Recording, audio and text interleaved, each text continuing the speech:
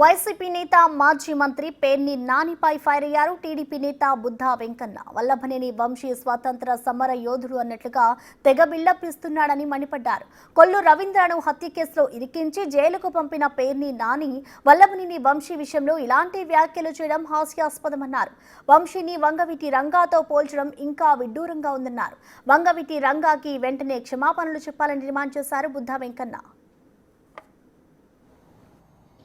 జగన్మోహన్ రెడ్డి గారి దాంట్లో ఎంత వాటా అని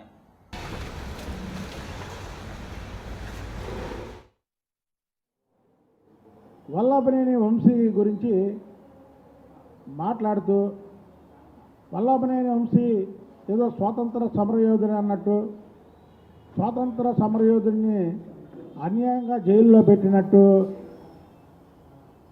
ప్రభుత్వ ఆసుపత్రి కాదా అరుపులు కేకలతో ఇచ్చేశాడు. పేరున్నానే అసలు నువ్వు బొక్కేసినటువంటి బియ్యం సంగతి మాట్లాడు.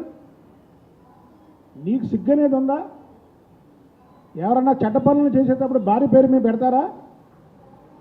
నువ్వు నీ భార్యకి తెలియకుండా నీ భార్య పేరు మీద పెట్టి అందులో బియ్యం బొక్కేసి కోట్లాది రూపాయలు సంపాదించినటువంటి నువ్వు చంద్రబాబు నాయుడు గారికి ట్యాంక్స్ చెప్పావు. ఏమని? పాప ఆడమ్మాయి ఆమె జైల్లో వేయొద్దని చంద్రబాబు గారు చెప్పారని. అప్పుడే మర్చిపోయావా?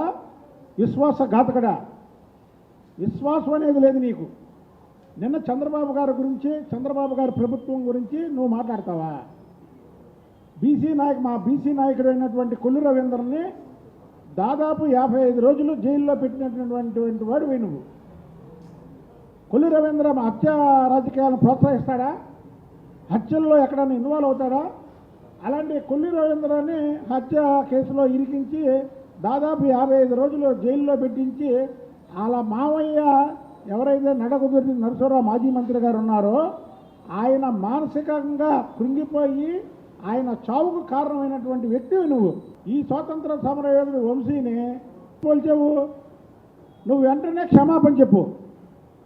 రంగా గారి అభిమానులకి, అలాగే వాళ్ళ తనయుడు వంగవీటి రాధాకృష్ణకి మోకాల మీద కూర్చొని క్షమాపణ చెప్పాలి.